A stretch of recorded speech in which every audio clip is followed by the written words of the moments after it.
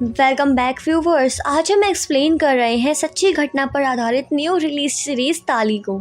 ये आपके रोंगटे खड़ी कर देगी और हम दावे के साथ कह सकते हैं ये आपको बहुत पसंद आने वाला है। किन्नर, हिजड़ा, ट्रांस, ये सब कहे जाने वाले लोग आते कहाँ से हैं, कहाँ रहते हैं और इनकी क्या कहानी है, ये सब कुछ यहाँ पर कवर किया गया है। एक कहानी शुरू होती है इस गणेश नाम के लड़के से जो कि अपनी क्लास में बैठा होता है और टीचर से इनसे पूछती है, बताओ बच्चों आप बड़े होकर क्या बनोगे। कोई बच्चा बोलता है मैं इंजीनियर बनूंगा, तो कोई कहता है डॉक्टर, तो कोई कहता है साइंटिस्ट। लेकिन गणिया की बारी आती है तो वो कहता है मैं अच्छी माँ बनना चाहता हूँ, मैं अपनी माँ की तरह चूड़ियाँ पहनना चाहता हूँ, साड़ी पहनना चाहता हूँ, अपने बच्चों को अच्छे से परवरिश देना चाहता हूँ। ये सुनते ही सारे बच्चे हंसने लगते हैं और टीचर उसे डांटते हुए क्लास से बाहर निकाल देती हैं। टीचर उससे कहती है कि लड़के कभी माँ नहीं बन सकते हैं। गनिया अपनी माँ और अपनी बहन से बहुत ज़्यादा क्लोज होता है और वो अपनी माँ को अपनी लाइफ से जुड़ी हुई सारी बातें बताता है। वैसे तो उसकी माँ भी उसकी बातों को समझती है, लेकिन समाज के डर से कभी उसका खुलकर साथ नहीं देती है। इसके बाद सीन शिफ्ट होता है आज के युग पर, जहाँ पर हम देखते हैं गौरी को, यानी कि अब गनिया बड़ा हो चुका है और यहाँ पर बहुत सारे बच्चे उसके साथ रहते हैं जिसे कि उसने रेस्क्यू किया है, बचाया है और ये सब इसे माँ कहकर पुकारते हैं। यहाँ पर इससे पूछा जाता है कि अम्मा आप खाना कब खाओगी, तो गौरी बोलती है कल मेरे लिए बहुत बड़ा दिन है, या तो ये देश हमें अपनाएगा नहीं तो गटर में फेंक देगा। फिर गौरी अगले दिन कोर्ट जा रही थी। आज सुनवाई है और गौरी के साथ गाड़ी में पामोला भी थी जो कि स्टोरी कवर करने आई थी। ट्रांसजेंडर और गौरी के साथ इतना टाइम घुलने मिलने के बाद उसे अच्छे तरीके से हिंदी आने लगी थी और वो ठीक से उससे बात कर रही थी। वो उनसे पूछती है तुम्हारा बचपन कैसे गया, क्या तुम्हारे माता पिता ने तुम्हें सपोर्ट किया। तब गौरी बताती है फ्लैशबैक में कि एक बार वो पूरे पंडाल में पूजा में डांस कर रही थी। उसकी माँ तो बहुत खुश थी, लेकिन उसी समय पर उसके पिताजी आए जिसने देखा कि वो लड़कियों की तरह डांस कर रहा है तो उसे खींचते हुए अपने घर ले गए। घर पर ले जाकर उसके पापा उससे कहते हैं बेटा मैंने कभी तुम्हें किसी चीज़ के लिए फोर्स नहीं किया, कभी तुमसे नहीं कहा कि तुम अच्छे नंबर लाओ या ज़्यादा पढ़ो, तुम्हें कभी मारा पीटा नहीं, लेकिन प्लीज़ ऐसा कुछ काम मत करो कि जिससे लोग तुम पर हंसे। मुझसे प्रॉमिस करो कि आज के बाद तुम कभी डांस नहीं करोगी। यहाँ उसके मन को तूफान को कोई नहीं समझ रहा था, सिर्फ उसकी माँ थी जो उसे समझती थी, लेकिन वो भी अब चल बसी थी, दुनिया छोड़कर बहुत दूर चली गई थी। और इसी के साथ ही वो लोग कोर्ट तक पहुंच जाते हैं। यहाँ पर बहुत से लोग प्रोटेस्ट कर रहे थे, उसका वेट कर रहे थे। यहाँ वो भारत माता की मूर्ति के पास खड़े होकर फ़ोटो खिंचवा रही थी, तभी दो फर्जी लॉयर आकर उसके ऊपर पतंग फेंक देते हैं। इसके बारे में वो रिपोर्ट लिखवाने के लिए पुलिस स्टेशन जाती है, लेकिन वहाँ पर उसकी कोई सुनवाई नहीं होती है। वहाँ पर भी वो लोग बस उसका मजाक उड़ाकर वहाँ से भेज देते हैं और उसे कहते हैं कि आप पुलिस स्टेशन के बाहर वेट करो। तो पामोला पूछती है माँ जाने के बाद क्या हुआ, तो गौरी बोलती है क्या होना था, मेरी बहन की शादी हो गई और बाबा मुझसे जुड़ गए, मुझे लड़का बनाने की कोशिश में जुड़ गए, मुझे अलग अलग डॉक्टर के पास गए, मेरे बहुत सारे मेडिसिन्स को कंज्यूम करवाया गया, मुझे वो सब कुछ करने को कहा गया जो मैं नहीं करना चाहता था। मुझे रात को बहुत दर्द होता था, मैं इतना दर्द कि मैं तुम्हें बयां भी नहीं कर सकता हूँ। मैं रात रात भर रोती रहती थी। फिर क्या, मैंने गोलियों को छुपाना शुरू किया।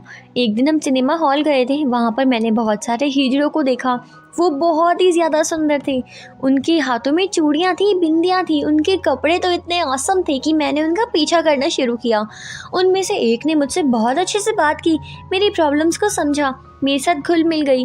उसने कहा देखो अगर तुम्हें हमारे साथ रहना हो है तो तुम्हें थोड़े दिन हमारे जैसा बनना होगा, तभी तुम हमारे साथ आओगी, वरना तुम्हें अपनी नॉर्मल ज़िंदगी में लौटना होगा। अब धीरे धीरे वो उनके साथ बिल्कुल घुल मिल जाती है, उसे तो मानो नए पंख मिल गए थे। और दूसरी तरफ उसके पापा भी बहुत खुश थे। एक दिन वो उसकी बहन को फ़ोन करके बताते हैं कि अब उसके मुँह पर बाल आने लगे हैं, लगता है पिल्स काम कर रही हैं। एक दिन हम देखते हैं कि गौरी उसी हिजड़े के साथ मार्केट गई है और दुकान में जब वो पैसे मांगती है तो दुकान वाला उसके प्राइवेट पार्ट को हाथ लगाता है।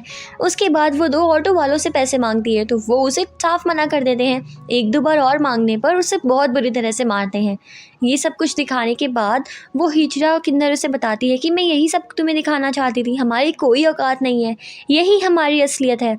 अब मैं चाहती हूँ कि तुम अपनी नॉर्मल ज़िंदगी में वापस लौट जाओ, तुम्हारे पापा घर आते ही होंगे। अब यहाँ पर हम देखते हैं उसके पापा घर आते हैं और वो कोई सामान ढूंढ रहे होते हैं, तभी बाय चांस उनके हाथ लग जाती है वही छुपी हुई पिल्स। उन सारी दवाइयों को देखकर तो उनका दिल टूट जाता है। वो सोचते हैं कि उनके बेटे ने उन्हें धोखा दिया है और सारी दवाइयों को छुपाया है। और तभी गौरी भी यहाँ पर आ जाती है। वो दोनों आमने सामने होते हैं। टेबल पर रखे हुए सारे सामान को देखते हुए वो बोलने लगता है कि पापा मैं आगे से ऐसा कुछ नहीं करूँगा। तो फिर पापा बोलते हैं कि मैंने तुझे सुधारने की बहुत कोशिश की, मैंने सोचा कि तू बदल जाएगा, लेकिन ऐसा नहीं है। अब हम दोनों में से इस घर में एक ही रहेगा, वरना एक का तो मरना तय है। एक काम करता हूँ, मैं ही मर जाता हूँ। ये सोचकर पापा किचन में चले जाते हैं और जो गौरी होती है वो थोड़ा बहुत सामान लेकर वहाँ से भाग जाती है। वो थोड़े बहुत पैसे भी ले लेता है। उसके बाद जब किचन में से पापा देखते हैं कि वो कहीं जा रहा है, तो वो ना चाहते हुए भी घर का दरवाज़ा बंद कर देते हैं और अब से इनके रास्ते एक दूसरे के लिए अलग अलग हो गए हैं। अब यहाँ पर उसे ट्रांस कम्युनिटी के लोग मिलते हैं जो कि उसे फ्रॉक पहनाकर सिग्नल पर खड़े कर देते हैं। थोड़ी समय बाद उसे लगता है कि वो ये सब करने यहाँ नहीं आया था, तो वो दोबारा अपने घर को लौट आता है। लेकिन यहाँ पर उसकी बहन उसे घर में नहीं जाने देती हैं। वो बोलती हैं कि अगर तू वापस आया तो हमें अपने पापा को खोना पड़ेगा, अच्छा होगा कि तुम दोबारा अपनी उसी ज़िंदगी में चले जाओ। और फिर वो हमेशा के लिए घर छोड़कर चला जाता है। उसके बाद सीन शिफ्ट होते हैं प्रेजेंट डे पर, जहाँ पर गौरी बताती है कि अगर उसे पापा से बात करनी होती तो वह LIC एजेंट बनकर सिर्फ उनकी आवाज़ सुन लेती है, उनका हाल चाल पूछ लेती हैं। फिर वो आगे बताती है कि जब वो इधर उधर भटक रही थी तब उसे एक NGO के अंदर नवीन से जुड़ने का मौका मिला था। देखो बोलते बोलते नवीन भी यहाँ आ गया है। फिर नवीन आकर बोलता है आज तो तुम्हारी हियरिंग होने वाली है ना, और तुम यहाँ बैठी हो। तब गौरी बताती है अरे भाई लंबी कहानी है। फिर वो पामोला को बोलती है बहुत कुछ हुआ है मेरे साथ। जब मैं एक बार एक सेठ के यहाँ पैसे मांगने गई थी तो उसने मेरा फ़ायदा उठाने की कोशिश की, बड़ी मुश्किल से मैंने उससे जान बचाई। उसके बाद मुझे एक रेस्टोरेंट में जॉब मिली, मुझको उधर वेटर का काम मिला था, लेकिन वेटर तो चाहिए था आदमी, तो मैंने मूंछ लगाई, वो भी नकली। मुझे लगा कि मैंने ये सब कुछ किया है अच्छे के लिए, लेकिन उसके साथ साथ नवीन ने भी मेरी पढ़ाई में पूरी मदद की। उसके बाद मैंने रेड लाइट में जाकर पैम्पलेट बांटे, उन सभी किन्नरों के लिए मैंने लड़ा और उसी टाइम में पहली बार नरगिस से मिली। उसको देखते ही मैं उस पर फिदा हो गई, वो बहुत सुंदर थी।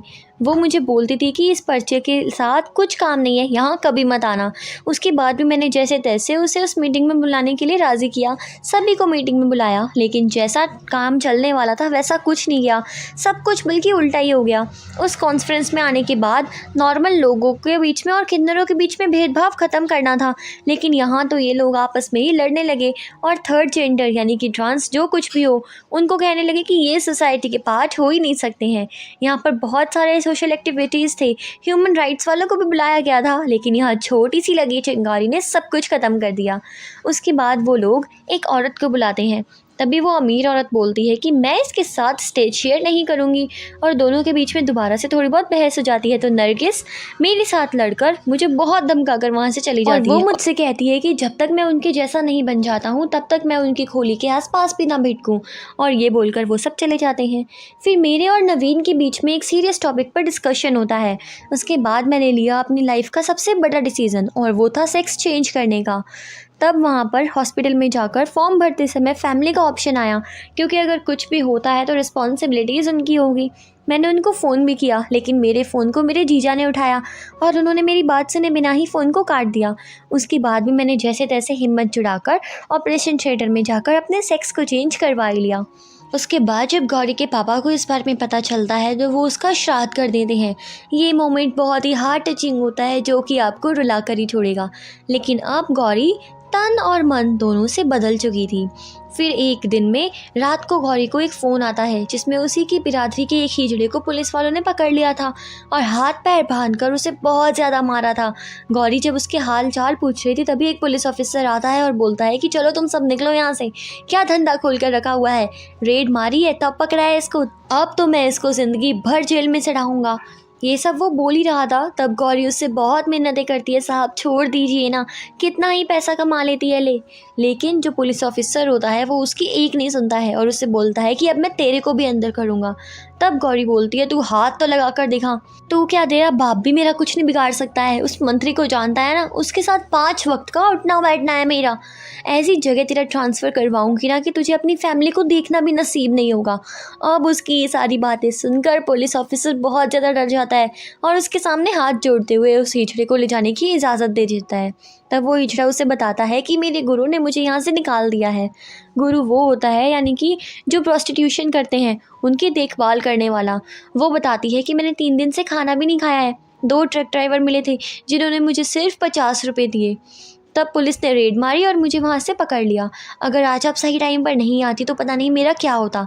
तब गौरी बोलती है कि तुझे चिंता करने की ज़रूरत नहीं है, आज से तू मेरा बच्चा हुआ, आज से तू मेरे साथ मेरे घर में रहेगी। फिर हम देखते हैं कि नरगिस और गौरी एक साथ बैठे होते हैं। नरगिस बोलती है कि है ना, आज तक मैं ज़मीन पे नहीं बैठी, मुझे टाइम पर पान और बेड चाहिए सोने के लिए, लेकिन तूने मुझे अपनी दोस्त को ज़मीन पर बिठा दिया है। तो गौरी बोलती है, अरे जब मैं बड़ा घर खरीद लूँगी ना, तुझे अपना खुद का रूम दूंगी और तुझे एक डबल बेड खरीद के दूंगी, तब तू आराम से सोना। तभी मुन्ना बोलता है कि माँ, बाजू की खोली में एक औरत मर गई है, कर्जदार वाले उसकी बेटी की बोली लगा रहे हैं। और फिर क्या, गौरी वहाँ से अपने लोगों के साथ निकलती है और उन्हें खूब मारती है, उन्हें बहुत डराती है, धमकाती है और उसके बाद उस बच्चे को बचाकर वहाँ से ले आती है। साथ ही बोलती है कि आज के बाद इस एरिया में किसी को हाथ लगाने की सोचना भी मत। तेरे से ज़्यादा लोग खड़े हैं मेरे साथ, 100 से ज़्यादा मेरी बिरादरी के लोग हैं, यहाँ पर आकर तुझे कच्चा जबा जाएंगे। उसके बाद उस लड़की को वहाँ से बचाकर ले जाती है। अब यहाँ पर दोनों के बीच में माँ बेटी का रिश्ता बन जाता है, दोनों बहुत ही प्यार से रखते हैं। उसके बाद सीन शिफ्ट होता है प्राइवेट स्कूल में, जहाँ गौरी काम मांगने के लिए जाती है। यहाँ पर वो बोलते हैं कि मैंने आज तक इतने अच्छे ट्रांस को नहीं देखा जो कि अपने गोल्स के प्रति इतना समर्पित है। तो गौरी बोलती है कि आज से पहले मेरी तरह का कोई इंसान यहाँ पर आपसे काम मांगने आया। अब मैम के पास कोई आंसर नहीं होता है और फिर गौरी बच्चों को पढ़ाने लगती है। उसके बाद एक न्यूज़ रिपोर्टर उसके आर्टिकल लिखने लगते हैं, उसके बारे में अखबार में छापने लगते हैं। अब गौरी इतनी फेमस हो गई होती है कि उसे सीधा देश के बाहर से इनवाइट आता है वहाँ जाकर स्पीच देने के लिए और अपनी कम्युनिटी के बारे में बताने के लिए। पहली बार वो प्लेन में बैठती है। जब वो अपना काम ख़त्म करके वापस आती है तो एयरपोर्ट पर वो देखती है कि पूरी कम्युनिटी उसका वेलकम करने के लिए आई है और उसे वहाँ पर एक और ट्रांस मिलती है जो बोलती है कि प्लीज़ मुझे गौरी अम्मा से मिला दो, मैं उनको फॉलो करना चाहती हूँ, उनकी हर बात मानूंगी। तो यहाँ पर सभी लोग उसको अपने साथ जोड़ लेते हैं और उसके बाद उसे अपने साथ अपने घर भी ले जाते हैं। यहाँ पर सब लोग आराम से रह रहे होते हैं। उसके बाद गौरी यहाँ पर नाइट स्कूल शुरू करती है। यहाँ पर वो सबको पढ़ाना लिखाना चाहती थी और सबको पढ़ाई के लिए अवेयर करना चाहती थी।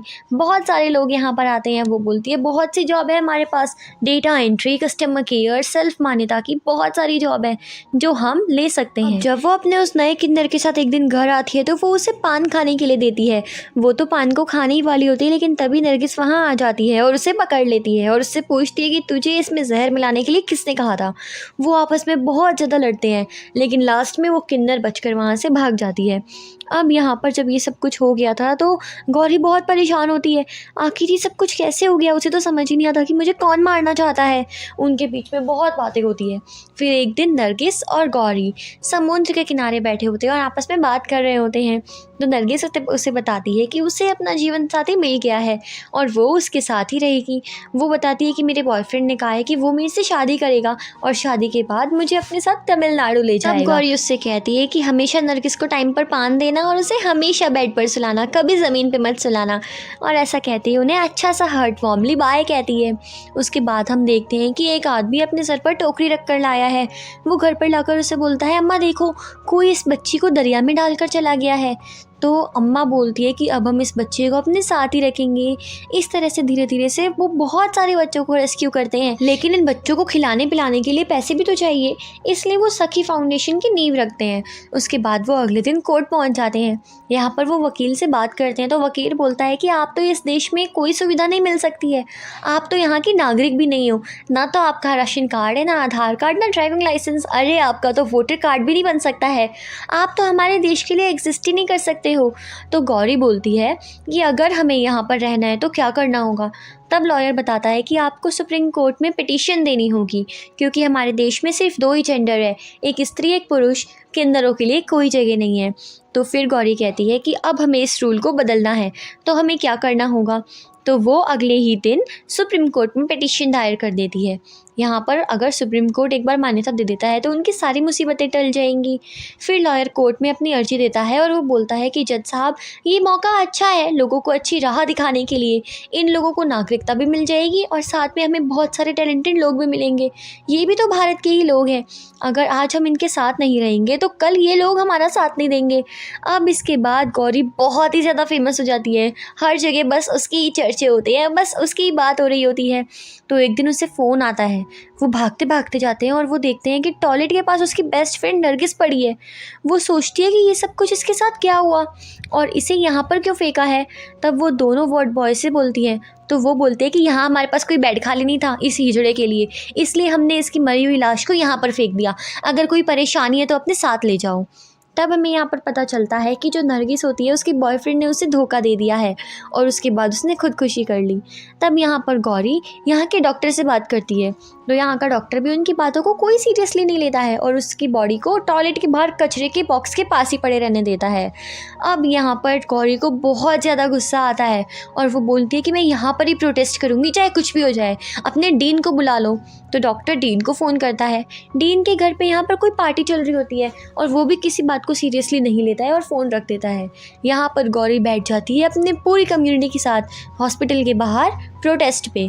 रात भर वो वहीं बैठे रहते हैं और अगले दिन जब सुबह सुबह डीन यहाँ आता है तो वो और गौरी आमने सामने आते हैं।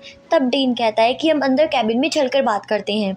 अब अंदर कैबिन में जाने की बात थी, वो गौरी को कुछ समझ नहीं आती है, लेकिन अंदर जाकर वो उसकी बात नहीं मान रहा होता है। लेकिन गौरी को तो अपना काम निकालना आता है, वो तो सभी बेबस लाचार लोगों के लिए देवी माँ है।